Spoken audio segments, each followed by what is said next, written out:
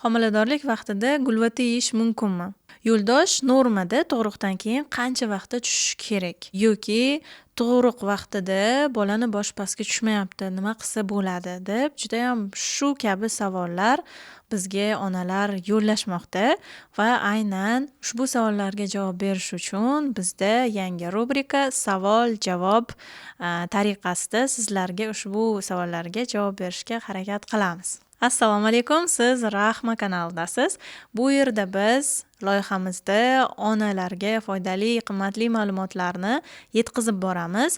Homiladorlik bo'yicha, tug'ruqga tayyorlov, bolalarga qo'shimcha ozuqa kiritish, sog'lom ovqatlanish va mana shu sog'lom hayot tarzi haqida aynan ayollarga, onalarga qaratilgan loyihamizda sizlarni ko'rib turganimizdan juda ham xursandmiz. Foydali va qimmatli ma'lumotlarni o'tkazib yubormaslik uchun kanalga obuna bo'lib qo'ying va bizni kuzatishda davom eting. Birinchi savol: homiladorlik vaqtida va emizikli vaqtda mevalar yeyish mumkinmi?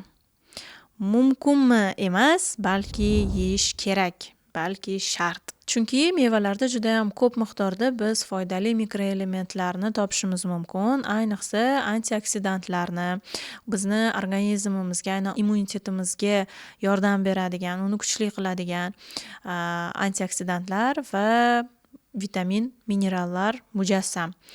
Bemalol homiladorlik davrida har qanday mevalarni iste'mol qilsangiz bo'ladi. Albatta hamma narsa me'yorida bo'lishi kerak. Bu degani sizga mandarin yoki apelsin yoqsa o'tirib 2 kilogramm yeyishingiz mumkin degani emas, lekin xilma-xil, turli xil mevalarni kun davomida bo'lib bemalol iste'mol qilsangiz bo'ladi. Ko'pincha tug'ruqdan keyin muammo yuzaga keladi. Chekka-chekkadan maslahatlar, meva yeyish mumkin emas, uzum yema, bolani qorni og'riydi, ichi ketadi va hokazo. Emizikli davrda ham bemalol har qanday mevani iste'mol qilish mumkin. Ratsioningizga bitta-bittadan sekin-astalik bilan yeb ko'rib, kam miqdorda yeyishni boshlang va sekin-astalik bilan porsiyani ko'paytirib bemalol iste'mol qilsangiz bo'ladi. Bolani qorni og'rishi sizni ovqatlanishingizga bog'liq emas, chunki sutingiz qondan paydo bo'ladi, ya'ni sintez qilinadi. Sizni oshqozoningizdan to'g'ridan-to'g'ri sintez qilinmaydi.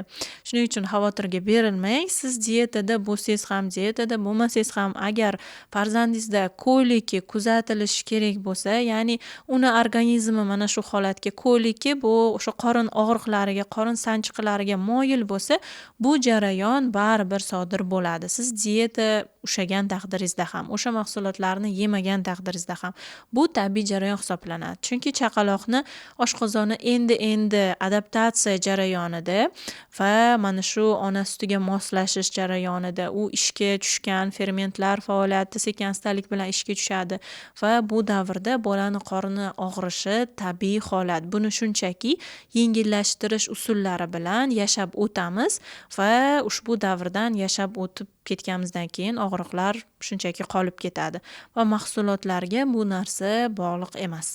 Homilador ayollar gulvata yeyishi mumkinmi? Afsuski, bu juda ham zararli mahsulot. Homiladorlarga gulvata iste'mol qilish mumkin emas. Hattoki mana shu oziq-ovqat uchun mo'ljallanganlarini ham, ya'ni pishavoy variantlari bor hozirgi kunda. Bemalol topishimiz mumkin. Mana shunaqa ko'rinishdagilarini ham tavsiya qilmagan bo'lardim. Ushbu holat, ya'ni homilador ayollar gulvata yeyishni juda ham xohlashi organizmdagi defitsitlardan dalolat beradi. Bu yoki anemiya holati bo'lishi mumkin, yoki kalsiy yetishmovchiligi bo'lishi mumkin. Va mana shu gulvatadagi, ya'ni meldagi kalsiy organizm tomonidan yaxshi so'rilmaydi. Ya'ni uni biodostupnost deyiladi. O'sha so'rilish miqdori juda ham past hisoblanadi. U narsani iste'mol qilganingiz bilan baribir siz u bilan kalsiyingizni to'ldira olmaysiz. Shuning uchun agar kalsiy rostdan ham defitsitda bo'lsa, analiz topshirib aniqlanishi kerak va mana shu maxsus preparatlardan foydalanish kerak va ovqatlanishni to'g'rilash kerak. Aynan ovqatlar orqali biz kalsiyni maksimal darajada ola olamiz. Temir tanqisligida esa holat battarlashib ketishi mumkin. Ya'ni biz o'zimiz sababchi bo'lishimiz mumkin holatni zo'raytirib yuborishga.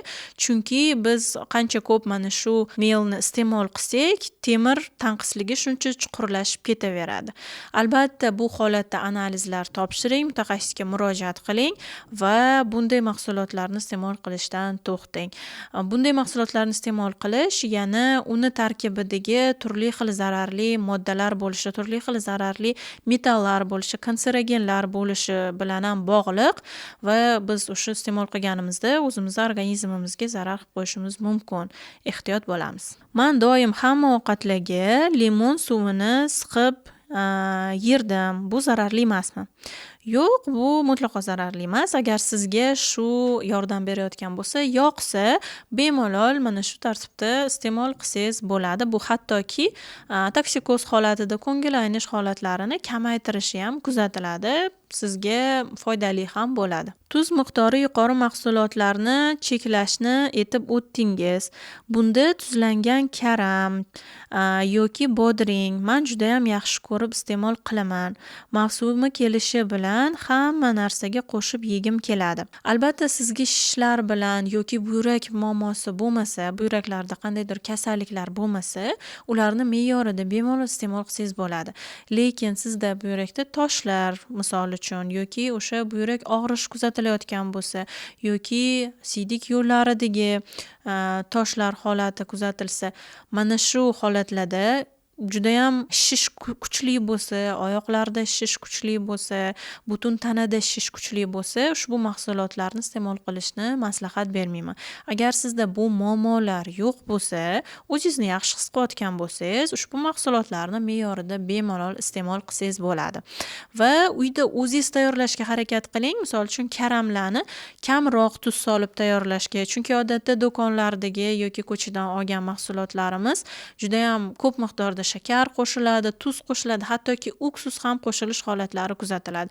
Uyimizda tayyorlaganimizda biz tarkibini o'zimiz nazorat qilamiz va tuzlangan bodringni o'rniga ko'proq marinadlangan bodring iste'mol qilsak bo'ladi, chunki unda tuz miqdori tuzlangan bodringga nisbatan ancha-muncha kam. Homiladorlik vaqtida nimadurga odamni tortishi nima sababdan sodir bo'ladi? Kartoshka pyure, kartoshka fri kabi mahsulotlarni yeyishni xohlayman. Chet eldaman, o'zbek ovqatlariga tortadi. Shu vaqtda sog'lom ovqatlana olmayman. Shunchaki yegim kelgan mahsulotlarni iste'mol qilaman.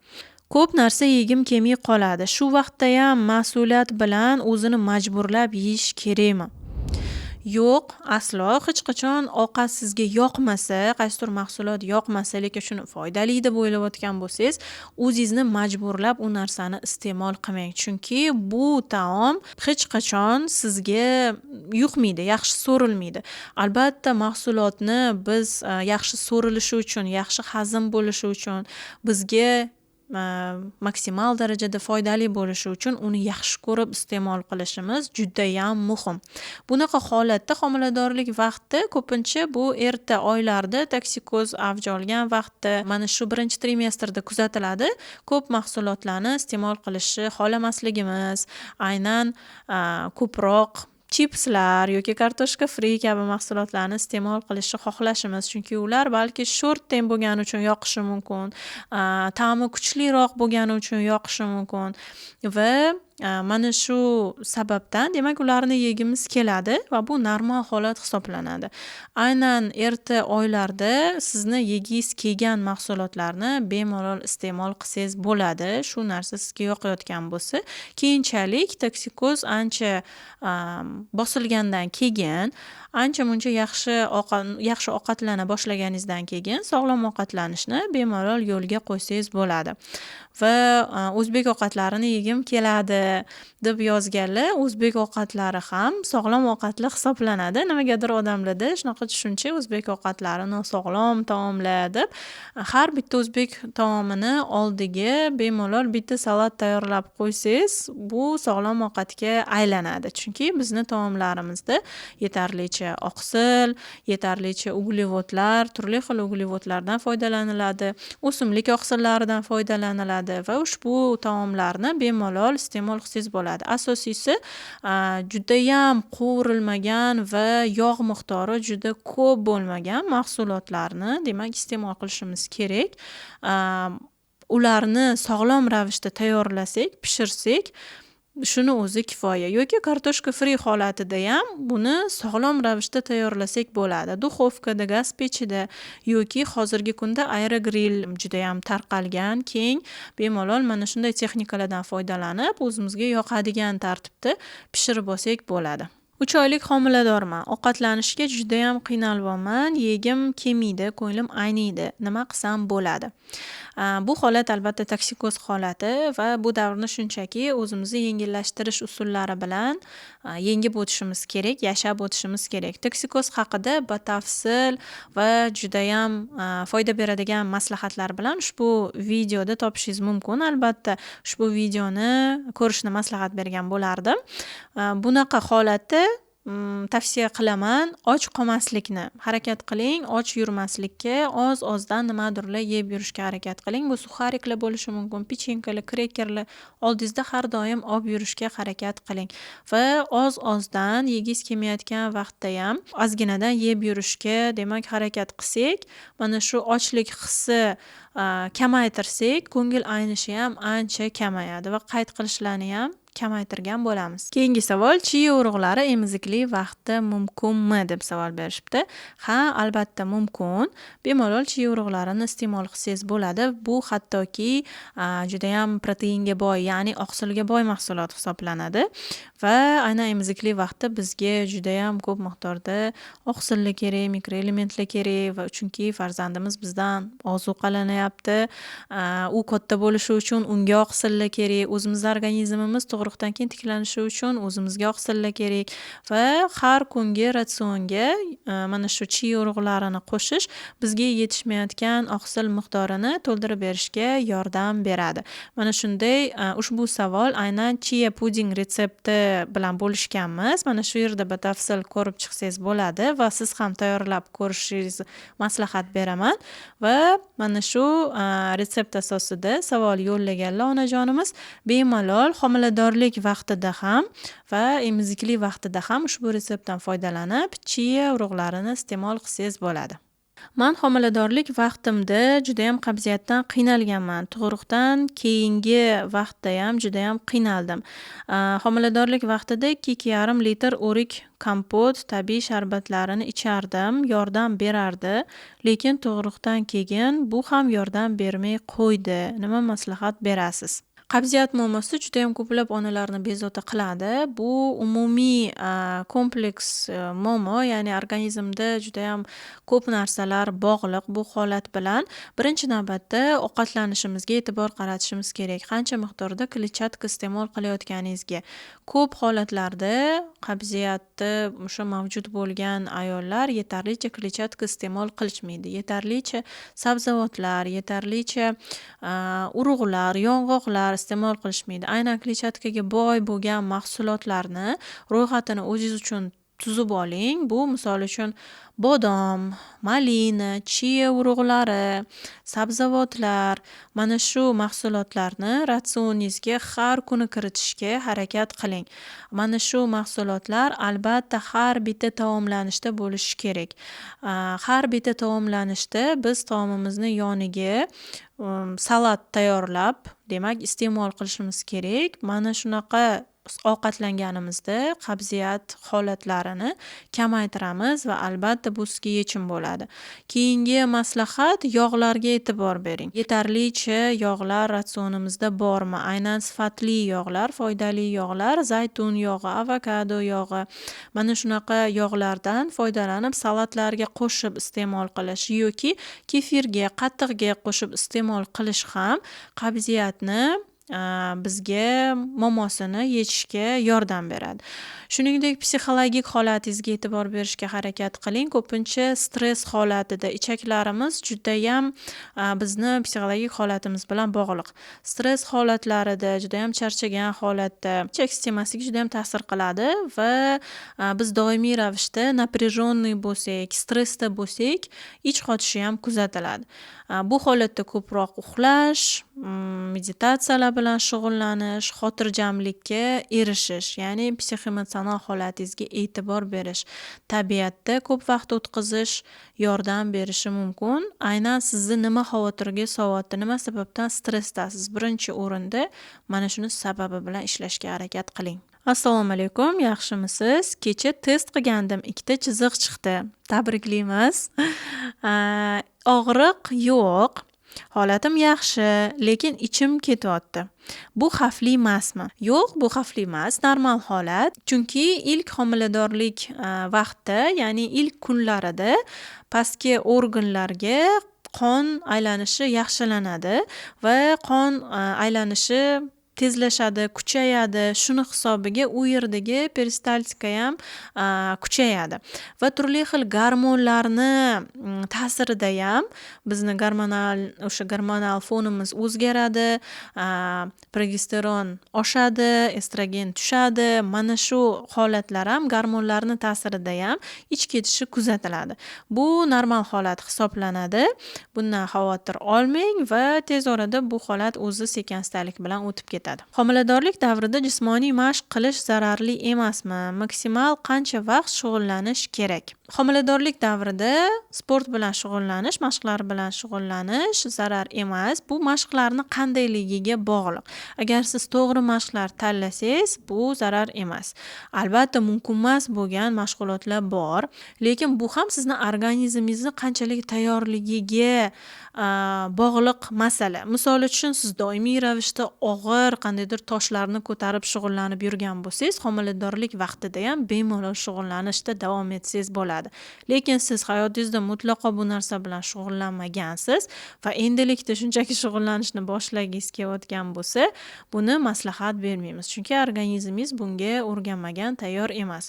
Shuning uchun doimiy shug'ullanib yurgan sport mashg'uloti bo'lsa, bemalol u bilan shug'ullansangiz bo'ladi.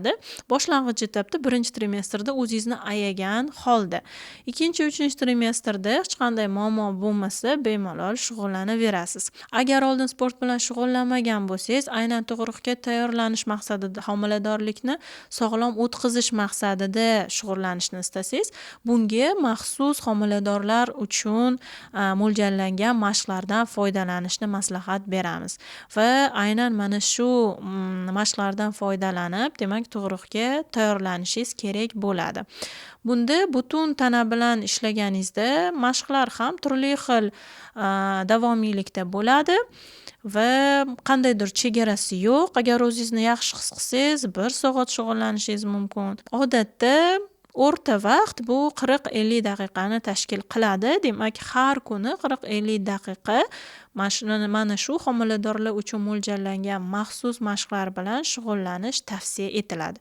Bu qon aylanishini yaxshilaydi, gormonal fonni yaxshilaydi va umumiy tanani, mushaklarni ham ishga tushishini hisobiga, tos qismlarini tug'ruqga tayyorlashni hisobiga bizda juda ham ko'p muammolarni bartaraf qilishga yordam beradi. Misol uchun, ich qotish muammosini yoki oyoqlar shishi, qo'llar shishi, hattoki mana shu bosh aylanishi yoki bosh og'rishi, bo'g'imlar og'rishi, bel og'riqlari, mana shu holatlarga umumiy tanadagi og'riqlik, mana shu holatlarni bartaraf etishga yordam beradi. Odam o'zini juda ham tetik his qiladi, yengil his qiladi va homiladorlikni ham yengil o'tkazadi. Bunday ayollarda, shug'ullangan ayollarda tug'ruq ham juda ham yengil o'tishi kuzatilgan. Chunki mushaklari chiniqqan bo'ladi, elastik bo'ladi va tos qismidagi mana shu mushaklar ham, suyaklar ham, demak, bo'g'imlar oson ochilib beradi. Tayyor tovuq jigarlaridan pashtetlarni sotib olib yesa ham foydali bo'ladimi? Albatta, foydali bo'ladi. Tayyoridan iste'mol qilsangiz ham albatta bu holatda siz tarkibiga e'tibor berishga harakat qiling. Ba'zi bir pashtetlarni tarkibi yaxshi bo'lishi mumkin, ba'zi bir pashtetlarga esa juda ham ko'p miqdorda qo'shimchalar qo'shilgan bo'lishi mumkin. Ta'mini kuchaytirib beradigan yoki ko'p miqdorda tuz qo'shilishi mumkin yoki boshqa bir yana konservantlar qo'shiladi. Mana shu mahsulotlarni, demak, tarkibiga qarab yaxshi variantlarini tanlab bemalol iste'mol qilsak bo'ladi. Lekin jigarni o'zini xoh uyda tayyorlaysizmi, xoh tayyorini sotib olasizmi, demak, pashtetni o'zini miqdorini, iste'molini miqdorini kamaytirgan ma'qul homiladorlik vaqtida. Chunki ayniqsa mol jigarini, jigarni tarkibida vitamin A, ya'ni retinol judayam ko'p miqdorda bo'ladi va ushbu modda homilani rivojlanishiga salbiy ta'sir qilishi mumkin. Albatta, bu oziq-ovqat bilan kam miqdorda qo'rqinchli emas. Lekin siz agar har kuni bu narsani iste'mol qiladigan bo'lsangiz, uzoq vaqt davomida buni salbiy oqibatlari bo'lishi mumkin. Misol uchun, mana shu retinol preparatini ham kosmetologiyada foydalanishadi. Aynan ugrilarga qarshi ayollar qabul qilishadi va ushbu preparatni ham homiladorlik davrida, homiladorlik davrigacha, ya'ni homilador bo'lguningizgacha yarim yil avval to'xtatishingiz kerak. Keyin esa homiladorlikni reja qilib, homilador bo'lganingizdan keyin ham ushbu preparat mutlaqo mumkin emas. Aynan mana shu modda sababli. Rubrikamiz sizga foydali bo'ldi degan umiddamiz va ushbu videomiz 1000 ta like yig'ganida tug'ruq haqidagi savol-javob rubrikamizning ikkinchi qismini chiqaramiz. Shuning uchun layklaringizni ayamang va albatta savollaringizni izohlarda yozib qoldiring. Homiladorlik masalasida yoki tug'ruqga tayyorlash yoki bola parvarishi bo'yicha bemalol savollaringizni kutib qolamiz va keyingi rubrikalarimizda savollaringizga albatta javob beramiz. Ko'rishguncha xayr, salomat bo'ling.